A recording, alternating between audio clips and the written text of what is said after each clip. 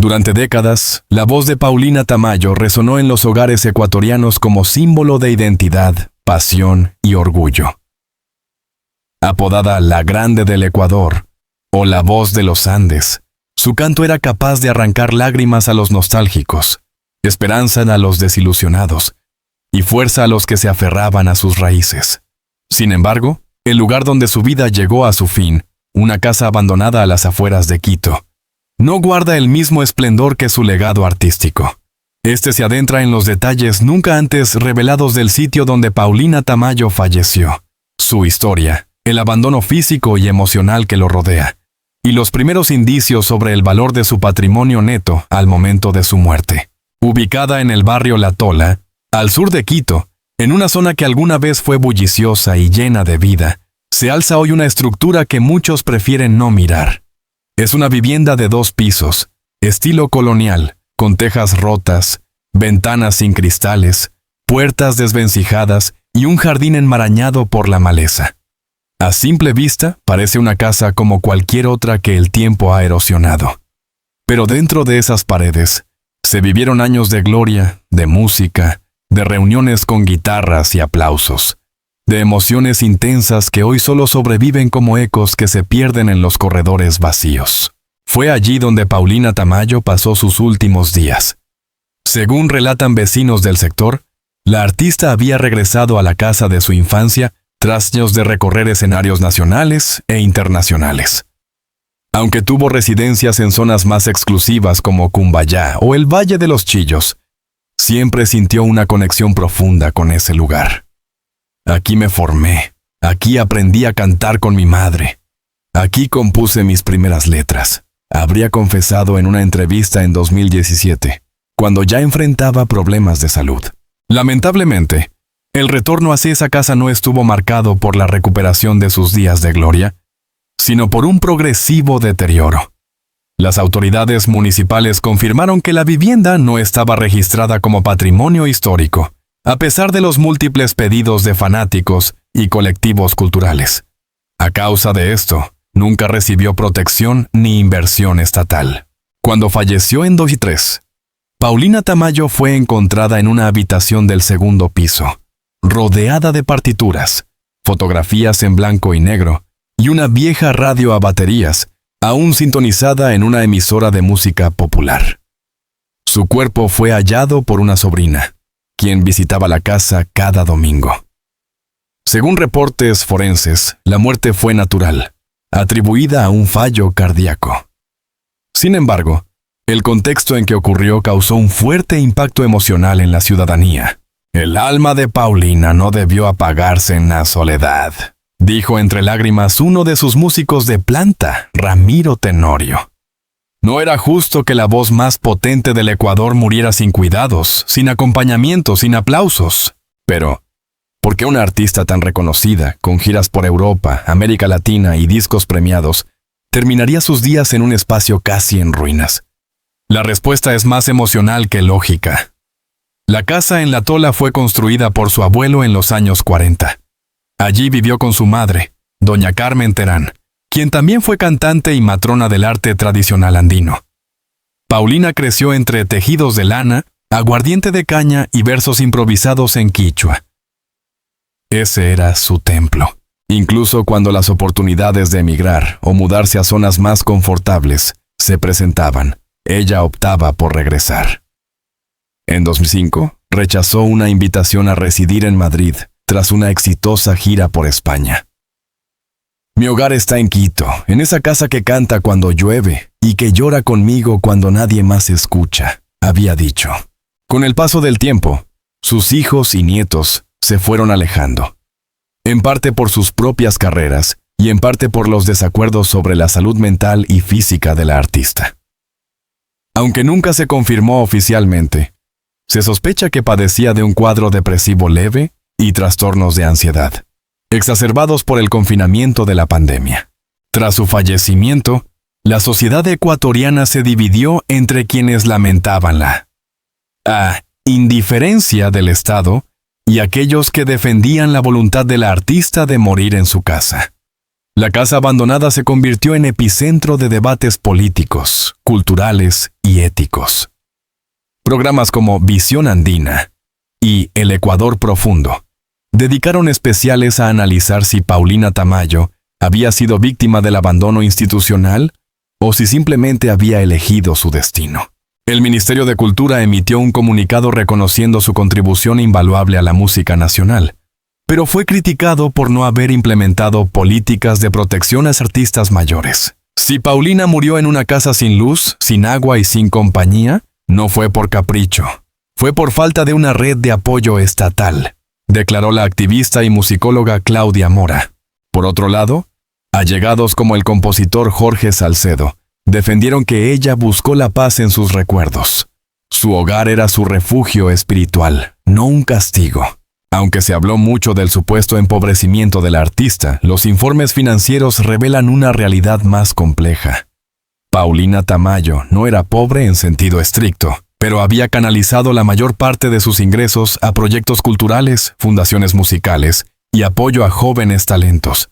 Se estima que, al momento de su muerte, su patrimonio neto rondaba los $280,000, distribuidos en regalías discográficas internacionales, principalmente en México, Perú y España.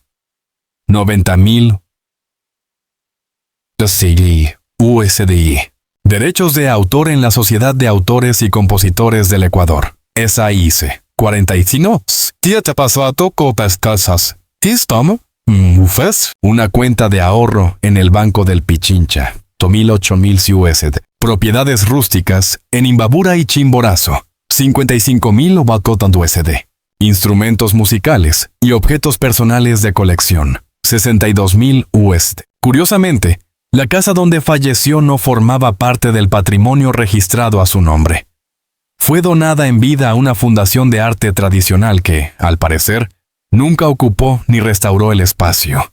Ese detalle legal ha generado disputas familiares y un juicio testamentario aún en curso. En los días posteriores a su fallecimiento, decenas de artistas acudieron a la casa de la Tola para rendirle homenaje. Las paredes de la fachada fueron cubiertas con murales de flores, retratos de la artista con su tradicional chal andino y frases extraídas de sus canciones más icónicas. Te fuiste, Paulina, pero tu voz aún danza entre los cerros. No obstante, el inmueble permanece deshabitado. Sin electricidad y con una orden de inspección técnica de la municipalidad. Se han planteado propuestas para convertirlo en museo o casa de la cultura.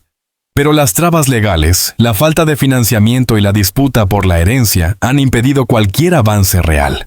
Mientras tanto, los vecinos han organizado rondas de serenatas espontáneas en el umbral de la puerta, donde colocaron una placa que reza: aquí vivió y murió la voz de los Andes.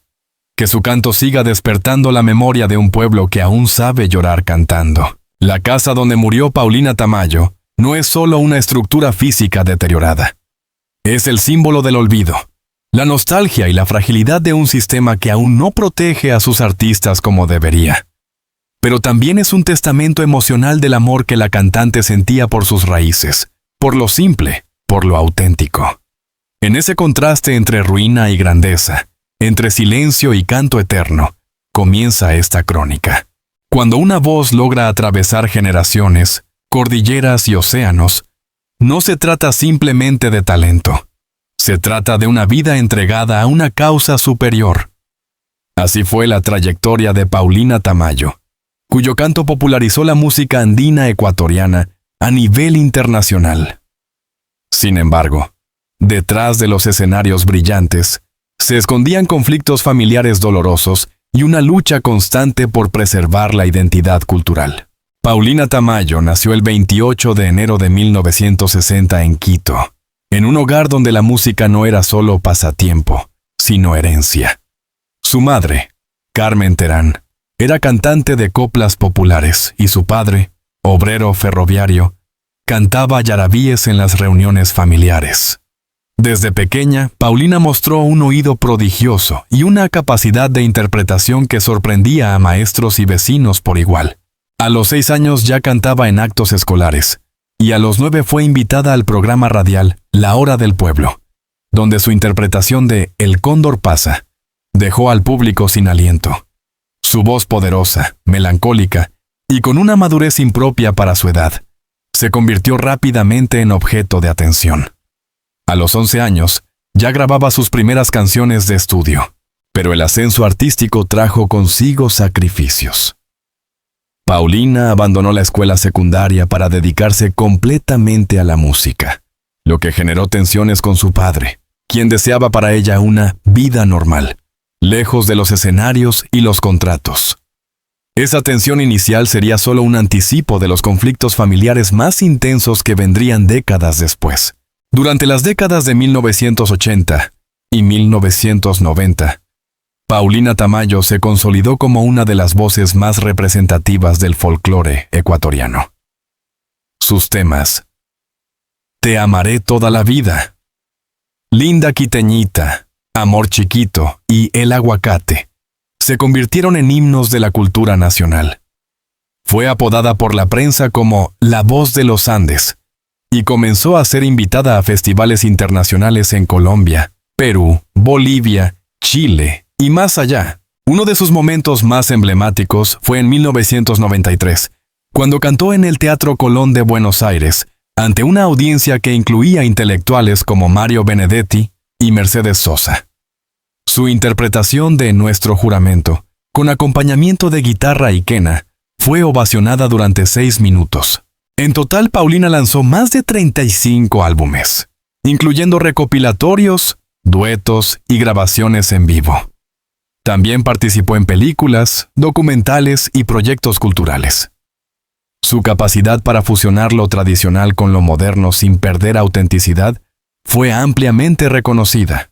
Pese a su éxito profesional, la vida privada de Paulina no fue sencilla.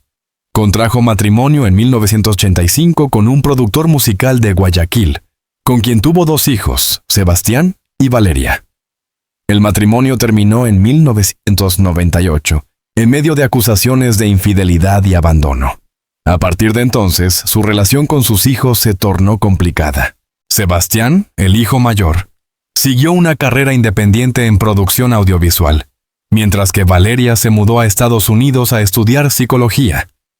En entrevistas posteriores, ambos mencionaron la dificultad de crecer bajo la sombra de una madre famosa y emocionalmente ausente. Los desacuerdos se profundizaron cuando, en 2015, Paulina decidió donar parte de sus regalías a la Fundación de Música Popular del Ecuador, sin consultar previamente con sus herederos. Según fuentes cercanas, eso desencadenó una ruptura casi definitiva con Valeria, quien consideraba que su madre daba más a extraños que a sus propios hijos. Durante sus últimos años, Paulina vivía prácticamente sola.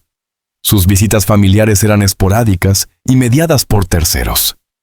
«No quiero que me vean decadente», habría dicho a un amigo íntimo. Este aislamiento voluntario, aunque doloroso, fue también su manera de protegerse de las tensiones que la acompañaron toda la vida. A lo largo de su carrera, Paulina rechazó numerosos contratos que requerían que modernizara su estilo. La música andiana no necesita disfrazarse de pop para ser valiosa, solía decir. Esta postura le ganó tanto respeto como críticas. Mientras algunos la veían como guardiana de las raíces, otros la consideraban obstinada y poco dispuesta a evolucionar con el mercado. En 2009, se negó a participar en un reality show musical, pese a la oferta millonaria, por considerar que esos programas humillan el arte. En 2014 lanzó su último álbum de estudio, Raíz y Alma, que incluía colaboraciones con jóvenes músicos indígenas. Fue una despedida musical silenciosa pero intensa. También escribió poesía, aunque nunca publicó sus manuscritos. Se sabe que dejó varios cuadernos con letras inéditas, reflexiones personales y frases escritas en quichua. Actualmente, estos documentos están en disputa legal entre la Fundación de Música y su hija Valeria, quien considera que pertenecen a la familia, no a instituciones ajenas. Aunque su patrimonio económico fue modesto en comparación con artistas de fama global, su verdadero legado no puede medirse en cifras. Paulina dejó una fonoteca completa de más de 600 grabaciones inéditas en cintas de carrete abierto, una colección de trajes típicos originales de varias regiones del Ecuador, letras de canciones inéditas, muchas escritas en quechua, una metodología de enseñanza del canto andino, que desarrolló con musicólogos de Cuenca, testimonios grabados de músicos populares de la sierra, reunidos durante 30 años. Todo ese material fue catalogado por la Fundación de Música Popular del Ecuador bajo el nombre de Archivo Tamayo. Pero la familia ha presentado oposición legal al uso público del archivo, argumentando que fue entregado sin consentimiento completo. Este conflicto ha paralizado exposiciones y proyectos documentales. La ausencia de un testamento oficial ha complicado aún más las cosas. Según registros notariales, Paulina dejó cartas manuscritas, pero no un testamento legalmente validado. Esto ha provocado un juicio testamentario, donde están involucrados sus hijos, la Fundación, el Ministerio de Cultura y hasta el municipio de Quito. A pesar de las disputas, la figura de Paulina Tamayo sigue viva en la memoria popular. Escuelas de música han adoptado su repertorio como base de formación y universidades como la PUSU han iniciado investigaciones sobre su influencia en la música del siglo XXI. Cada 28 de enero, fecha de su nacimiento, en varios pueblos del país se organizan festivales, conciertos y cánticos comunitarios, donde su música es interpretada por generaciones nuevas. En Ambato, una niña de 10 años llamada Emilia Zúñiga ganó un concurso escolar interpretando Amor Chiquito, con tal pasión que emocionó hasta a los jueces. El canal estatal Ecuador TV anunció la producción de una miniserie basada en su vida, cuyo título tentativo es La voz que nunca se apagó. La familia, sin embargo, ha exigido que el guión respete los aspectos más íntimos de su vida, sin caer en el morbo mediático. La vida de Paulina Tamayo fue un canto sostenido entre la gloria pública y el dolor privado. Su carrera, aunque brillante, estuvo marcada por decisiones difíciles, conflictos personales y una fidelidad inquebrantable a sus raíces. Si bien murió en soledad, su voz no ha sido silenciada. Retumba en los valles, en las guitarras de los niños que la imitan, en los suspiros de los mayores que aún la recuerdan. Más allá del juicio testamentario, más allá de las peleas por sus bienes, queda la certeza de que Paulina Tamayo pertenece al pueblo. Y como todo patrimonio cultural, no puede ser enterrado ni olvidado. Después de la muerte, algunos nombres se apagan y otros se encienden con más fuerza. Paulina Tamayo pertenece al segundo grupo. La tristeza inicial por su partida en soledad fue reemplazada, con el paso de los meses, por una movilización nacional e internacional destinada a preservar su memoria y dignificar su historia. Final, le explora el renacer simbólico y físico de su legado. Desde el rescate de su obra musical hasta los planes de transformar su humilde vivienda en un museo vivo que celebre la identidad ecuatoriana. Tras su fallecimiento en 2023, Paulina Tamayo se convirtió en un símbolo más potente que en vida.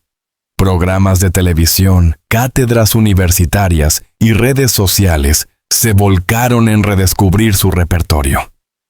Spotify reportó un aumento del 500% en la reproducción de sus canciones en los 3 meses posteriores a su muerte, siendo Linda Quiteñita y Te amaré toda la vida las más escuchadas.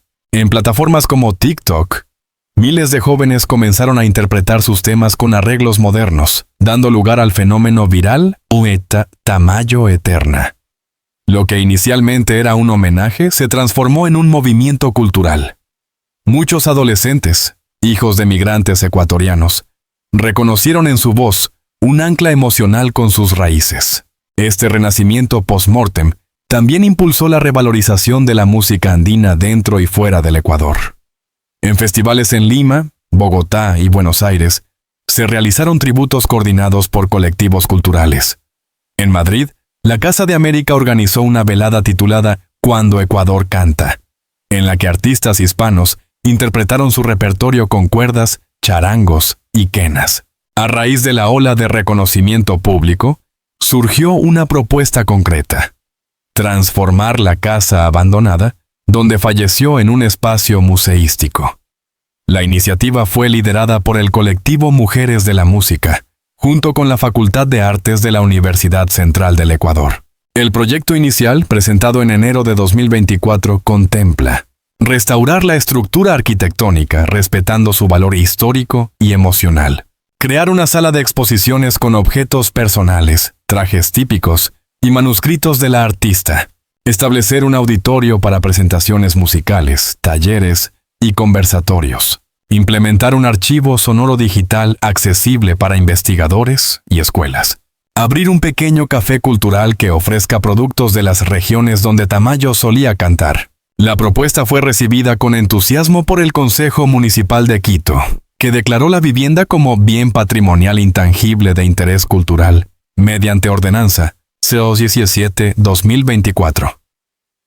Sin embargo, los obstáculos legales no tardaron en llegar. La familia de la artista, particularmente su hija Valeria, presentó una acción de amparo para detener las obras, alegando que el inmueble debía pasar por un proceso de herencia legítima. La disputa sobre la casa desató un debate nacional.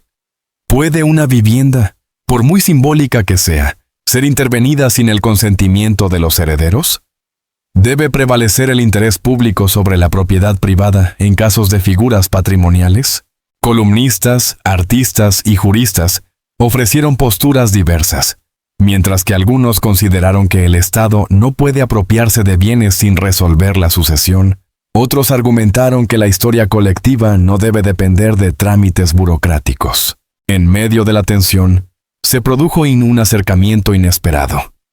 Sebastián, el hijo mayor de Paulina, decidió colaborar con el colectivo cultural para garantizar que la memoria de su madre no quedara atrapada entre abogados.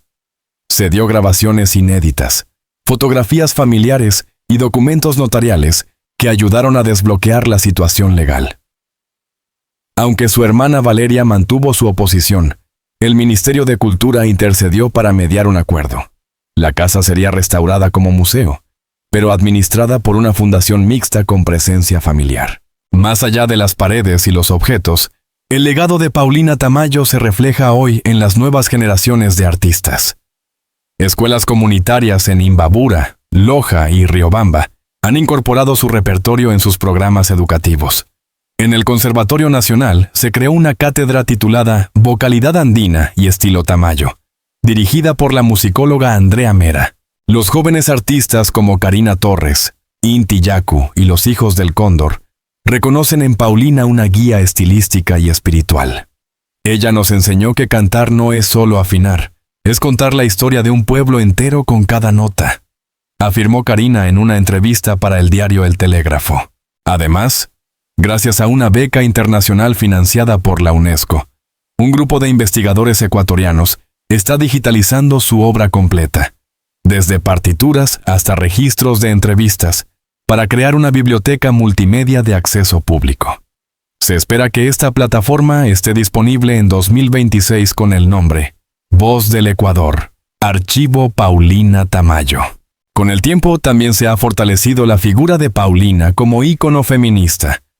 Mujer autodidacta, madre soltera, líder de su propio grupo musical, empresaria cultural y defensora de la música tradicional, en un mundo dominado por el espectáculo masculino. Su vida ha sido reinterpretada como ejemplo de resistencia. En marzo de 2025, durante las celebraciones del Día Internacional de la Mujer, su imagen fue portada de la revista Nosotras, bajo el titular Paulina Tamayo, la voz que desafió al silencio. También se organizó un coloquio titulado Mujeres, Música y Memoria, donde se discutió el papel de las mujeres en la preservación de las culturas originarias. Organizaciones de mujeres rurales, especialmente del Chimborazo y Cotopaxi, han adoptado su nombre como símbolo de empoderamiento cultural. Algunas cooperativas incluso nombraron sus nuevos centros comunitarios Centro Cultural Paulina Tamayo. El verdadero valor del legado de Paulina no reside en discos, ni en premios, ni en propiedades. Reside en la posibilidad de que un país se mire a sí mismo y se reconozca en su música. En una época donde la globalización amenaza con uniformar la cultura, la voz de Paulina Tamayo nos recuerda que hay belleza en lo propio, en lo ancestral, en lo que se canta con el alma.